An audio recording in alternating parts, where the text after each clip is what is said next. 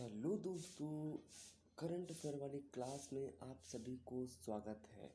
पहले दोस्तों, daily current affair की हमारी आज चौथी क्लास है और आज हमारी है 6 मई 2023।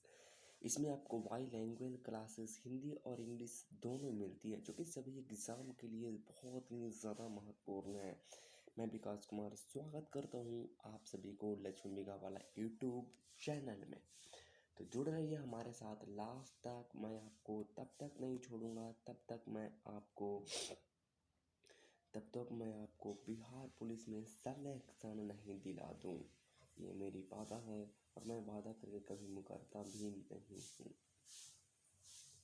तो चलिए दोस्तों, इसको हम लोग शुरू करते हैं। आज का जो हमारा पहला क्वेश्चन ये है कि देवेंद्र फडणवीस इंसान है। देवेंद्र फडणवीस ने किस देश में छत्रपति शिवाजी की प्रतिमा का अनावरण किया है? तो देवेंद्र फडणवीस ने किस देश में छत्रपति शिवाजी की प्रतिमा का अनावरण किया है? Devendra Fadnavis has enabled a status of Chhatrapati Shivaji in which country? तो वो है मॉरिशस।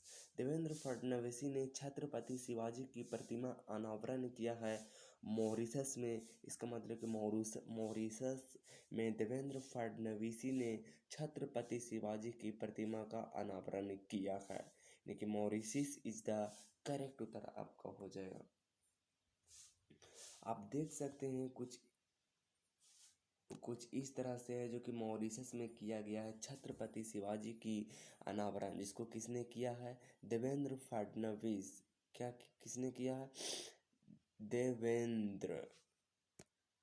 देवेंद्र फडणवीस, जो कि कुछ इस तरह से देवेंद्र फडणवीस जिन्होंने आपको मॉरिशस में छत्रपति शिवाजी की मूर्ति को अनावरण किए हैं, जो कि बहुत ही ज़्यादा गर्व की बात है, बहुत ही ज़्यादा ही। तो आप देख सकते हैं देवेंद्र फडणवीस की सीन कुछ इस तरह से है, जिन्होंने छत्रपति शिवाजी की मूर्ति मॉरिशस में अनावरण किए हैं। छत्रपति शिवाजी महाराज की प्रतिमा का अनावरण महाराष्ट्र के उप मुख्यमंत्री देवेंद्र फडणवीस, जो महाराष्ट्र के उप मुख्यमंत्री हैं देवेंद्र फडणवीस ने मॉरिशस में किया। The statue of Chhatrapati Shivaji Maharaj was unveiled by Maharashtra Deputy Chief Minister Devendra Fadnavis in Mauritius की अगर स्पेलिंग की अगर हम बात करें तो मॉरिशस कुछ इस तरह से देखते हैं। मॉरिशस के बारे में अगर बता दें कि देवेंद्र फडणवीस जो आपका है वो महाराष्ट्र के उप मुख्यमंत्री हैं। तो लिख रहा है कि छत्रपति शिवाजी महाराज की प्रतिमा का अनावरण महाराष्ट्र के उप मुख्यमंत्री देवेंद्र फडणवीस ने मॉरिशस में किया था। चलिए, बहुत बढ़िया। देवेंद्र फडणवीस, जिसका सीन कुछ इस तरह से देख सकते हैं, देवेंद्र फडणवीस है। आगे अगर हम बात करें तो देवेंद्र फडणवीस, जो कि महाराष्ट्र के उप मुख्यमंत्री हैं, ने प्रधानमंत्री जगन्नाथ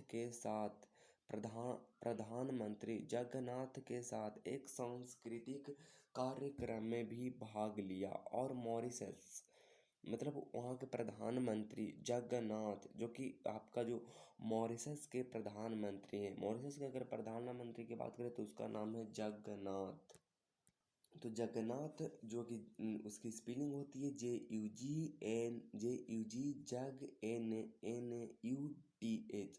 तो फडणवीसी ने, मतलब देवेंद्र फडणवीसी ने प्रधानमंत्री, मतलब मॉरिशस के प्रधानमंत्री जगन्नाथ के साथ एक सांस्कृतिक कार्यक्रम में भी भाग लिया और मॉरिशस में महाराष्ट्रियन समुदाय के सदस्यों के साथ मुलाकात की। Fadnavis also attempted a culture program with Prime Minister Jagannath and meet with members of the Maharashtrian community in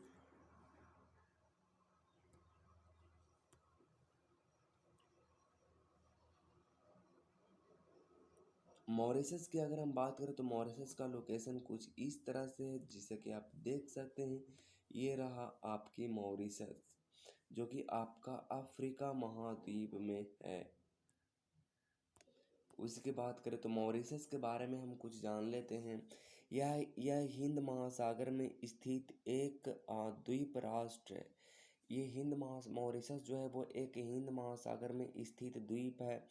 it is an island nation located in a Hind occasion. राष्ट्रपति वहाँ के अगर हम बात करें तो वहाँ के राष्ट्रपति पृथ्वीराज सिंह रूपन कौन है? तो पृथ्वीराज सिंह रूपन जो है वो वहाँ के हैं। कौन है? राष्ट्रपति। मॉरिशस की अगर बात करें तो मॉरिशस के मुद्रा जो है वो मॉरिशस का रुपया है। मॉरिशस का अगर बात करें तो मॉरिशस का जो है रुपया है। वहाँ के राष्ट्रपति पृथ्वीराज सिंह रूपन है। और राजधानी की बात करें मॉरिशस की तो पोर्ट लुइस है। Port Louis. तो पोर्ट लुइस जो है वो मॉरिशस की क्या है? तो मॉरिशस की पोर्ट लुइस है वो राजधानी है। वहाँ के अगर हम मुद्रा की बात करें तो वहाँ की मुद्रा जो है वो रुपया है। और वहाँ के राष्ट्रपति की बात करें तो वहाँ के राष्ट्रपति पृथ्वीराज सिंह रूपन है। और जो मॉरिशस जो है उसका लोकेटेड कहाँ है? तो वो हिंद महासागर में एक द्वीप राष्ट्र है। आगे अगर हम लोग बात करें तो athlete athlete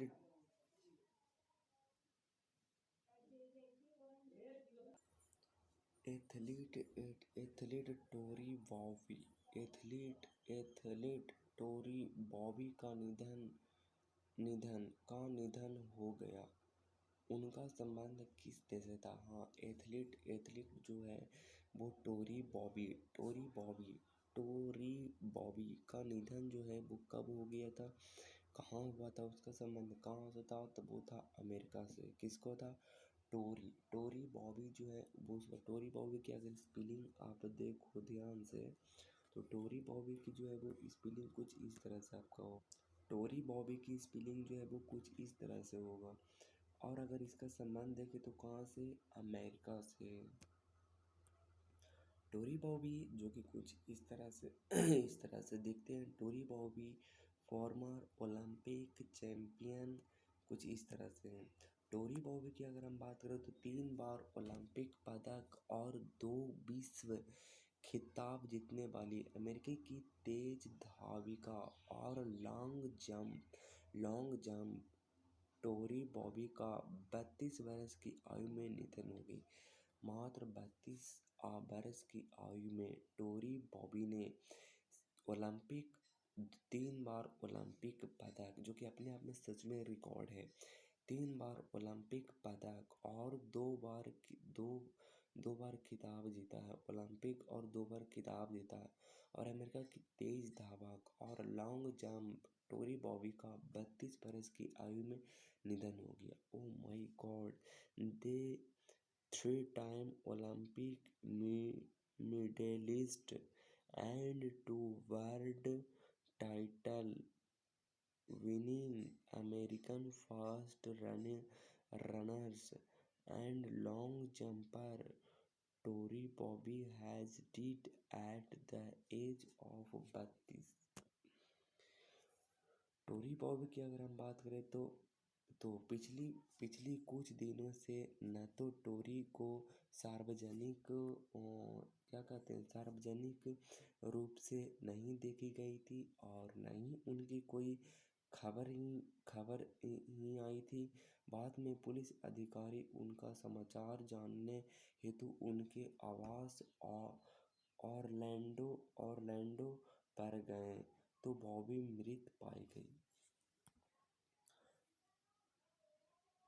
Tory has not been seen in public for the past few days and was later found dead when police officers went to his residence in Orlando, Florida to find out of him. परीक्षा के लिए कुछ महत्वपूर्ण चीज़ें कि प्रसिद्ध प्रसिद्ध इतिहासकार रणनीति गुहा का 100 बरस की आयु में निधन हो गया। रणजीत गुहा को 100 बरस की आयु में निधन हो गया। Renowned historian Ranajit Guha passed away at 100 साल। महात्मा गांधी के पोते का क्या नाम था? अरुण गांधी। उसके बाद अगर हम बात करें तो प्रसिद्ध वैज्ञानिक डॉक्टर एन गोपाल कृष्णन का 68 बरस की आयु में देहांत हो गया। तो ये भी बात है आपका। चलिए हम नेक्स्ट चीज की ओर चलते हैं। किस राज्य के हाई कोर्ट ने जाति आधारित सर्वे को तत्काल बंद करने का निर्देश किया है? किस राज्य के हाई कोर्ट ने जाति आधारित सर्वे को तत्काल बंद करने का निर्णय? Which states high court has directed to stop the caste based survey immediately? तो वो है आपका जो है बिहार है। बिहार में जो है वो हाई कोर्ट ने ये क्या किया है? जाति आधारित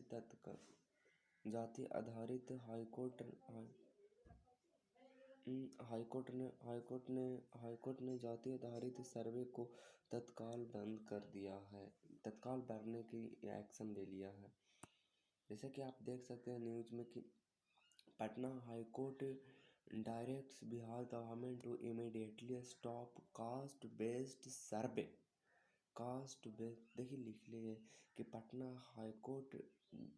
high Court directs Bihar government to immediately stop caste based survey. उसके बाद पटना हाई कोर्ट ने बिहार राज्य सरकार को एक निर्देश जारी किया है जिसमें जाति आधारित सर्वेक्षण पर तत्काल रोक लगाने का आदेश दिया जाए। The Patna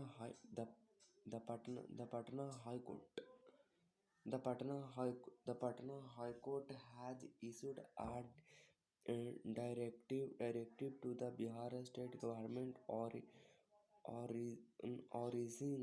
origin an immediately ban on caste based सर्वे। अदालत ने आगे सरकार को यह सुनिश्चित करने का आदेश दिया कि पहले से ही एकत्र किए गए किसी भी डेटा को सुरक्षित रखा जाए। The court has further ordered the government to ensure that any data already collected is kept safe and not shared with anyone till the final order is passed in the right partition। Bihar के school में जल्द शुरू होगा no bag day to be started in Bihar schools soon. Gaya में देश का सबसे बड़ा रबर डैम बनकर तैयार हो गया। गया में देश का सबसे बड़ा रबर डैम बनकर तैयार हो गया। The country's largest rubber dam has been completed in Gaya. Bihar के मिथिला मखाना को मिला जीआई टैग। हाँ, बिहार के मिथिला में सबसे ज़्यादा मखाना होती है, वो जीआई टैग मिला है। आगे हम देखते हैं कि विश्व में सर्वप्रथम कृषि उत्पादन में विश्व में कौन सा सबसे ज़्यादा हाईएस्ट है। चावल जो है वो सबसे ज़्यादा उत्पादन कौन करती है, तो चावल जो है वो सबसे ज़्यादा उत्पादन जो करती है वो करती है चाइना करती है। और गेहूँ और आलू जो करती है वो चीनी करती है। मतलब चावल में, मतलब धान में और गेहूँ में अगर हम बात करें तो वो चीन है, आलू में भी चीन है। मक्का की बात करें तो मक्का सबसे ज़्यादा जो होती है वो अमेरिका में होती है। और अगर दलहन फसल की बात करें कि दलहन दालें जो होती है वो सबसे ज़्यादा होती है भारत में। सबसे ज़्यादा कहाँ होती है, तो भारत में होती है सबसे ज़्यादा दलहन की बात करें। और अगर उसी जगह अगर हम मूंगफली की बात करें तो मूंगफली में फिर आपका जो आ जाती है वो चाइना आ जाती है। आगे बात करें गन्ना, तो गन्ना सबसे ज़्यादा जो होती है वो कहाँ होती है, ब्राज़ील में होती है। कहाँ होती है, ब्राज़ील में होती है। और अगर जूट की बात करें तो जूट में अपना भारत ही है। और अगर हम बात करें तंबाकू, तो तंबाकू में चीन है। कहाँ है आपका, चीन है। अगला हमारा एडीबी के निदेशक मंडल की 56वीं वार्षिक आम बैठक कहाँ आयोजित की गई थी। कह रहा है कि एडीबी के निर्देशक मंडल की 56वीं वार्षिक आम बैठक कहाँ आयोजित की गई है। Where was the 56th annual general meeting of the board of directors of ADB held. तो एडीबी के निर्देशक मंडल की 56वीं वार्षिक आम बैठक कहाँ आयोजित की जाएगी, तो वो की जाएगी दक्षिण कोरिया में। तो एडीबी के निर्देशक मंडल की 56वीं वार्षिक आम बैठक कहाँ आयोजित की गई है, तो वो की गई है आपका दक्षिण कोरिया में की गई। कहाँ कर गई है, दक्षिण कोरिया में की गई है। जैसा कि आप देख सकते हैं कि ये दोनों मीटअप कर रहे हैं। उसके बाद महत्वपूर्ण तथ्य एशिया विकास बैंक के मामले में एडीबी जिसको हम लोग कहते हैं, एडीबी मतलब कि एशिया विकास बैंक मतलब होती है कि एशियान डेवलपमेंट बैंक। यह एक वित्तीय संस्थान है जो एशिया और प्रशांत क्षेत्र के देशों पर केंद्रित है। मतलब कह रहा है कि ये एक वित्तीय संस्थान है जो एशिया और प्रशांत क्षेत्र के देशों पर केंद्रित है।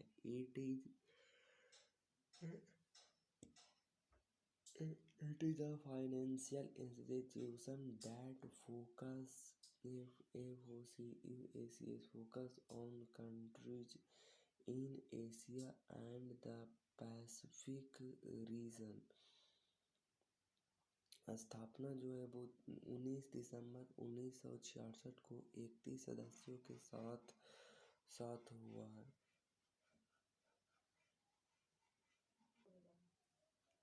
स्थापना 19 दिसंबर 1966 को 31 सदस्यों के साथ हुई थी। और अगर वर्तमान में इसके सदस्य की अगर हम बात करें तो वो 68 सदस्य हैं, जिसमें से 49 सदस्य एशिया और प्रशांत क्षेत्र से हैं और 19 बाहर से हैं। It currently has 68 members, 49 of which are from Asia and the Pacific and 19 from outside। Japan ADB का सबसे बड़ा शेयरधारक है। Japan is ADB's largest. ADB के अध्यक्ष मसात्सुगो ओकारा। मुख्यालय है मांडलुओंग सिटी, मानीला, फिलीपींस जिसको बोलते हैं। F I am junior GP में प्रतिस्पर्धा करने वाले पहले भारतीय कौन बने हैं। who will become the first Indian to complete in FIM Junior G FIM junior GP के प्रतिस्पर्धा करने वाले पहले भारतीय कौन बने? तो कौन बने हैं? जेफरी इमैनुअल बने। कौन बने? जेफरी इमैनुअल जो है वो कुछ इस तरह से देखते हैं। जेफरी इमैनुअल मई 2023 में पुर्तगाल में होने वाले FIM junior GP world championship में डेब्यू करेंगे। Jeffrey JEFFREY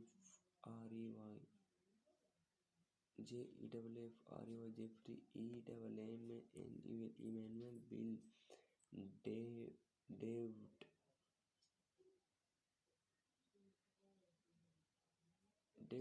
at the FIM Junior GP World Championship to be held in Portugal in मई 2023। वह चैंपियनशिप में भाग लेने वाले पहले भारतीय होंगे। जेफरी अपने पहले FIM जूनियर जीपी सीजन में कूना कैंपियोन्स के लिए रेस करेंगे। 2023 जीवन का पहला दौर पुर्तगाल के सर्किट डे एटोरिल में 5 से 7 मई के लिए निर्धारित की जाएगी। परीक्षा से हमने जो है स्पोर्ट कंटेम्प्रेरी की बात करें तो लूका ब्रेसेल ने जीता सुकर विश्व चैंपियनशिप का खिताब। और जापानी टेबल टेनिस स्टार कामोशी इशिकावा ने ही संन्यास की घोषणा की। डिंग लेरेन बने चीन के पहले विश्व शतरंज चैंपियन बने। एकीकृत संकाय भर्ती पोर्टल सीयू चयन किसने लॉन्च किया है? Who has launched the एकीकृत संकाय भर्ती पोर्टल सीयू चयन सेलेक्ट? तो वो है एकीकृत चयन, वो UGC है।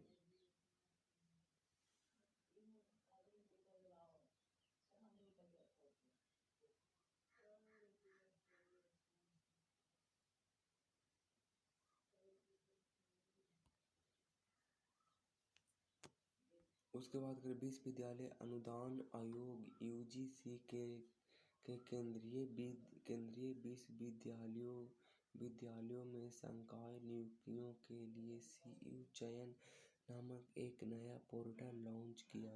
द यूनिवर्सिटी ग्रांट्स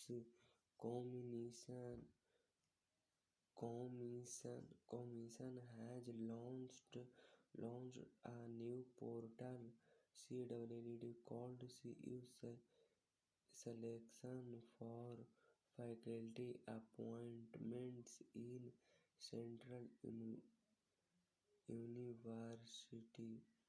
सीयू चयन एक एकीकृत भर्ती पोर्टल है जिसे विशेष रूप से केंद्रीय विश्वविद्यालयों में संकाय भर्ती के लिए डिजाइन और विकसित किया। CU selection is an integrated recruitment portal.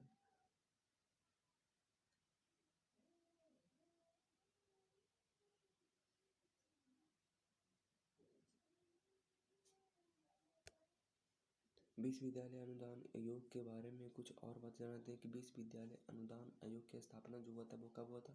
1953 में हुआ था। और यह 1956 में संसद के एक अधिनियम द्वारा भारत सरकार का एक वैधानिक संगठन बन गया था। विश्वविद्यालय अनुदान एकीकृत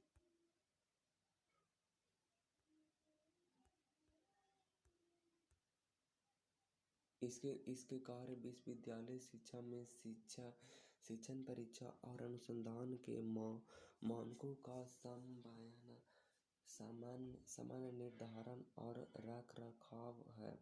Its fund efficiency and function are to coordinate।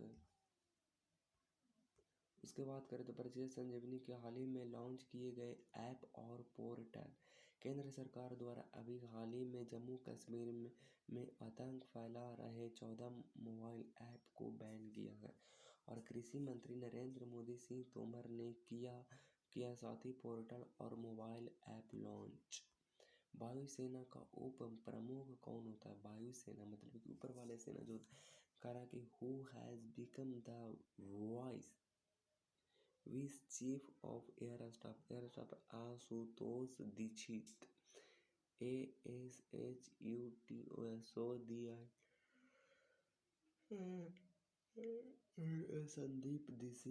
Sandeep Singh, उसका मनोज सिन्हा, तो वो है आशुतोष सिन्हा जो कि वायुसेना के उप प्रमुख, जो कि यह आशुतोष दीक्षित कुछ इस तरह से दिखते हैं। और अगर हम बात करें तो उप प्रमुख के रूप में भारतीय वायुसेना में नई खरीद और आपातकालीन शक्तियों के तहत सेवा के लिए किए जाने वाले अधिग्रहण को देख रेख करेंगे। As vice chief he will oversee new procurement in the Indian Air Force and equipment to be made for service service under emergency powers।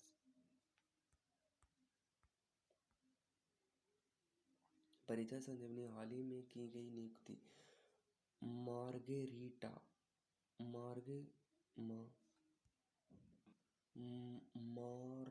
Margherita डेला वैले की वोडाफोन के CEO के रूप में नियुक्त किया। अच्छा, वोडाफोन के CEO मार्गेरिटा डेला वैले मार्गेरिटा डेला वैले की वोडाफोन के CEO के रूप में नियुक्त किया गया। भारतीय मूल के अजय बंगा को विश्व बैंक का अध्यक्ष नियुक्त कर दिया गया।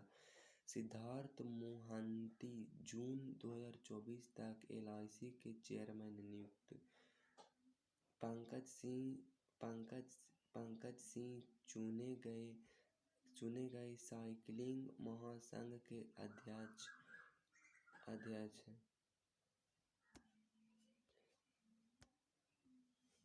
इंटरनेट इन इंडिया रिपोर्ट 2022 के अनुसार भारत के कितने प्रतिशत आबादी के पास इंटरनेट सुविधा? इंटरनेट इन इंडिया रिपोर्ट 2022 के अनुसार भारत के कितने प्रतिशत आबादी के पास इंटरनेट है? According to the internet in India report 2022, what percentage of Indian population has internet facility? तो 52% लोगों के पास इंटरनेट है। IAMAI और कंटार द्वारा इंटरनेट इन इंडिया रिपोर्ट 2022 जारी की गई है। रिपोर्ट के अनुसार 52% भारतीय आबादी या 759 मिलियन लोगों को 2022 में महीने में कम से कम एक बार इंटरनेट की सुविधा मिली है।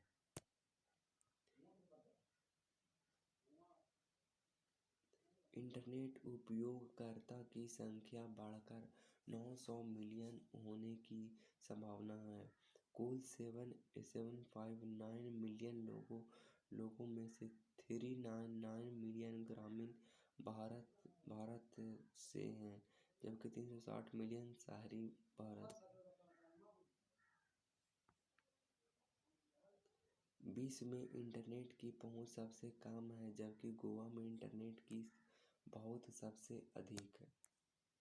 पूर्व Indian Navy chief Karambir Singh को किस देश के Order of the Rising Sun gold and silver staff से सम्मानित किया गया।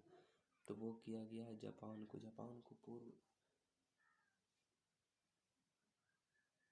पूर्व Indian Navy chief Karambir Singh को किस देश के Order of the Rising Sun gold and silver staff से सम्मानित किया गया।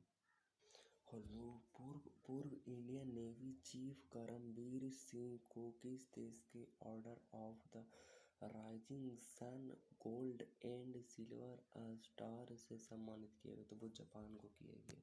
इसके बारे में करमबीर सिंह को राष्ट्र की रक्षा और भारत जापान के बीच रिलेशन को मजबूत करने में काफ़ी योगदान रहा है, इसलिए जापान सरकार ने उनको एक सम्मान दिया है। किसको दिया है? करमबीर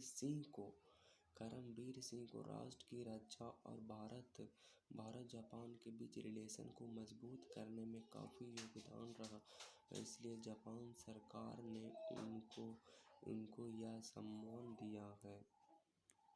परीक्षा संजीवनी की अगर हम बात करें तो ऑर्डर ऑफ राइजिंग सन यह जापान सरकार द्वारा दिया जाने वाला तीसरा सर्वोच्च पुरस्कार है। India is the third highest award given by the Japanese government. इसे 1875 ईस्वी में शुरू किया गया था।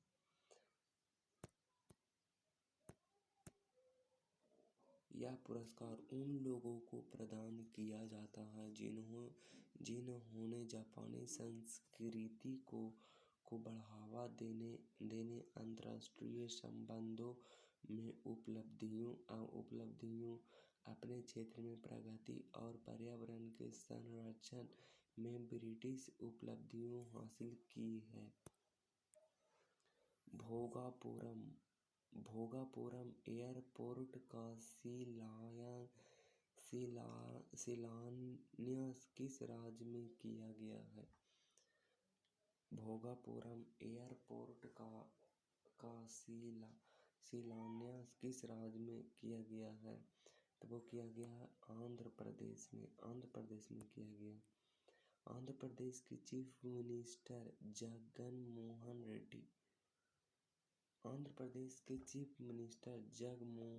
रेड्डी ने अमरावती में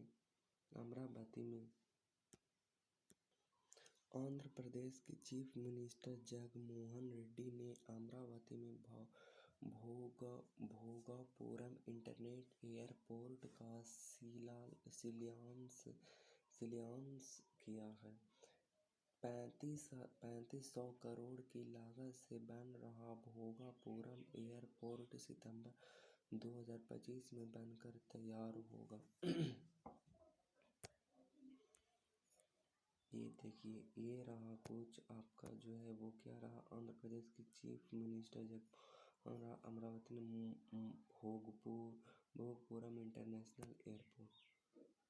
भोगपुरम इंटरनेशनल एयरपोर्ट कुछ ये रहा, काफ़ी सुंदर है, आप देख लो। ये रहा भोगपुरम इंटरनेशनल एयरपोर्ट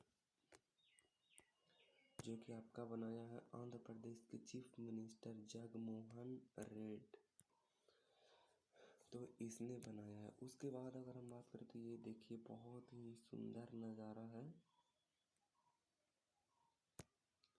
उसके बाद करें तो जगनमोहन रेड्डी ने श्रीकाकुलम जिले में मूलपेट बंदरगाह का शिलान्यास किया है।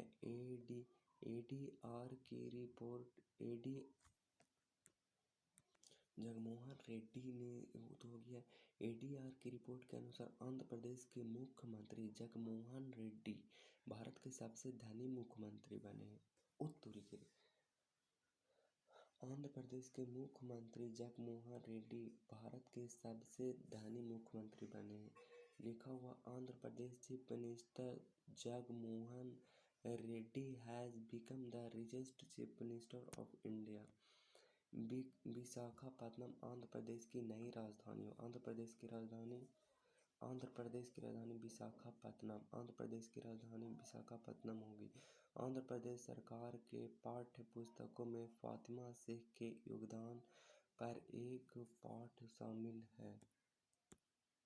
तो आपका RRR रिपीट रिकॉल रिवाइज में आप सभी को स्वागत है। अभ्यास तारकस का छठा संक्रमण भारत और किस देश के बीच हुआ था? तो अभ्यास तारकस का छठा संस्करण जो भारत और किस देश के बीच हुआ था? तो वो अमेरिका के बीच हुआ था। एयर इंडिया ने एयरबस बोइंग के साथ कितने विमानों का सौदा किया? तो 470 बोइंग के साथ विमान किया है, 470 है।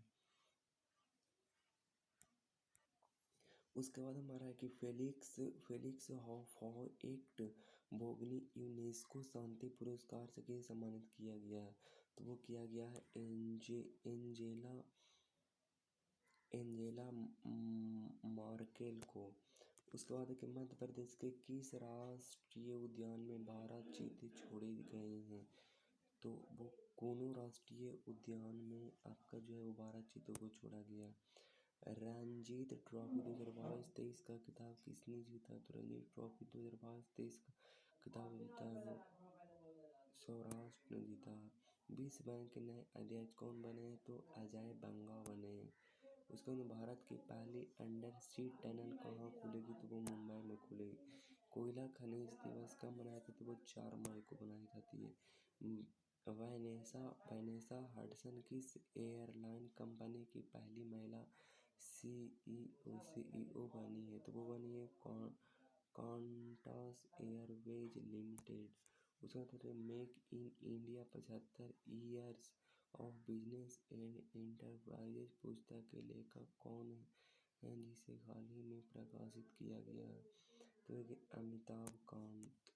भारत किस देश के तट रक्षकों के लिए बंदरगाह बनाएगा?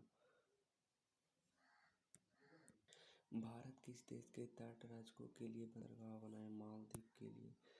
जेफरी हिंटन के किस कंपनी से इस्तीफा दे दिया? तो वो गूगल से दे दिया है।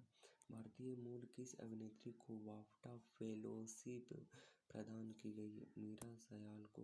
राष्ट्रीय विनिर्माण नवाचार सर्वेक्षण में किस राज्य को अभिनव राज्य का स्थान दिया गया है? तो वो दिया है कर्नाटका को। पंडित रामकिशन को मैन ऑफ द सेंचुरी घोषित किया गया, वह कौन था? समाजवादी नेता था। भारतीय संविधान के अनुच्छेद। भारतीय संविधान में कुछ महत्वपूर्ण अनुच्छेद है जो कि लोसेंट से लिया गया। अनुच्छेद एक में आपका जो है संघ का नाम और राज्य क्षेत्र, हाँ संघ का नाम और राज्य के क्षेत्र के मामले में बात की गई है। उसके बाद अगर हम दूसरी की बात करें तो नए राज्यों का निर्माण आर्टिकल में तीसरा है कि नए राज्यों का निर्माण और वर्तमान राज्यों के क्षेत्रों सीमाओं या मौजूदा राज्यों के नामों में परिवर्तन जो है वो आर्टिकल राज्यों का निर्माण कर सकता है और वर्तमान राज्यों के क्षेत्रों सीमाओं तथा मौजूदा राज्य नामों के परिवर्तन। उसके बाद में 13 में मौलिक अधिकारों को असंगत या उनका अल्पीकरण करने वाली विधियों के बारे में बताया गया। 14 की अगर बात करें तो कानून के समक्ष समानता है। कानून के समक्ष समानता है मतलब कि सभी इंसानी को इक्वालिटी बिफोर लॉ, सभी इंसानों को समान दर्जा दी गई। सरकारी नौकरी में सभी को अवसर की समानता, सरकारी नौकरी में सभी को असमानता दी गई। 16 में 17 में अस्पृश्यता का उन्मूलन है मतलब कि छुआछूत की बीमारी जो होती है ना वो। 19 की अगर बात करें तो ये अभिव्यक्ति की स्वतंत्रता के बारे में कुछ अधिकारों का संरक्षण है। उसके बाद प्राण और दैहिक स्वतंत्रता का सर्वेक्षण है। उसके बाद प्राथमिक शिक्षा का अधिकार है 21 के ए में। 25 में अगर हम बात करें तो अंतरात्मा की स्वतंत्रता मन चाहा काम और धर्म के प्रचार प्रसार के। हाँ, आप कोई भी धर्म मान सकते हैं, ये आर्टिकल 25 में दी गई है। 30 में अल्पसंख्यकों को शैक्षिक संस्थानों को स्थापित करने का, उनका प्रशासन करने का अधिकार है। वाद्य यंत्र और उनके वादक कुछ इंपॉर्टेंट क्वेश्चन। सबसे प्राचीन वाद्य यंत्र कौन है? तो सबसे प्राचीन वाद्य यंत्र है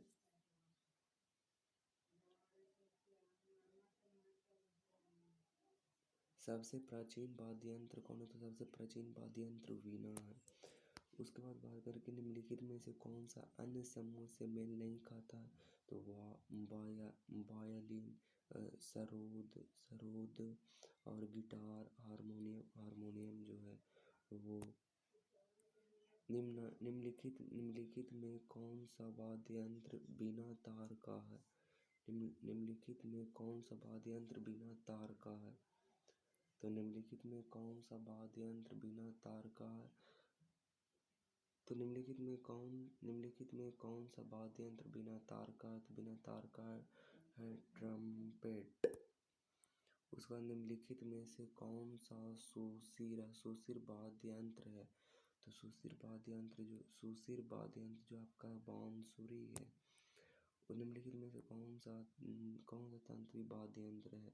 तो वाद्य यंत्र है संतूर। मृदंगम होता है। तो मृदंगम जो होती है, इसका आंसर आपको कमेंट बॉक्स में देना है। मृदंगम जो होती है वो दो समूहों का ढोल, एक प्रकार की बांसुरी, एक तार और एक, तो दो समूहों का ढोल होती है। मृदंगम जो होती है वो कुछ इस तरह से होती है। संगीत की अगर बात करें तो संगीत यंत्र सितारा का आविष्कार किसने किया था? अमीर खुसरो ने किया था। संगीत यंत्र सितार का आविष्कार किसने किया था? तो वो अमीर खुसरो ने किया था। निम्नलिखित में कौन मुगल शासक बीना वादन के लिए प्रसिद्ध था? तो बीना वादन के लिए कौन प्रसिद्ध था? औरंगजेब, बीना वादन के लिए। और मुगल सम्राट अकबर किस वाद्य यंत्र में बहुत ही कुशलता से अकबर जो है ना वो नगारा बजाता था। नगारा जो होता था वो कुछ ऐसा होता था।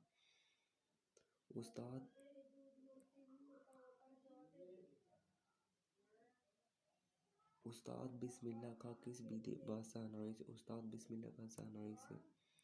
पृथ्वीराज सिंह रूपन किस देश के राष्ट्रपति हैं? तो पृथ्वीराज सिंह मॉरिशस का राष्ट्रपति। टेरी बॉबी का संबंध किस देश से? तो वो है अमेरिका से। रणजीत गुहा कौन थे जिनका हाल ही में निधन हो गया? तो वो एक इतिहासकार थे। राजेंद्र विश्वनाथ आर्लेकर किस राज्य के राज्यपाल हैं? तो वो है राजेंद्र विश्वनाथ आर्लेकर किस राज्य के राज्यपाल हैं? तो वो बिहार राज्य के राज्यपाल। मार्चा चावल किस राज्य से संबंधित है? तो मार्चा चावल जो संबंधित है वो बिहार से संबंधित है। एशिया विकास बैंक की स्थापना किस वर्ष हो गई थी? 1966 में। डिंग लेरिन का संबंध किस देश से है? तो वो चीन से। चावल उत्पादन करने वाला विश्व का प्रथम देश कौन है? तो वो चीन है। विश्व अनुदान आयोग की स्थापना किस वर्ष की गई थी? तो वो की गई थी 1953 में। ऑर्डर ऑफ राइजिंग सन पुरस्कार किस देश से संबंधित है? जापान से। पहचानों में कालक्लेट में किसान बाबू और रामू अन्ना।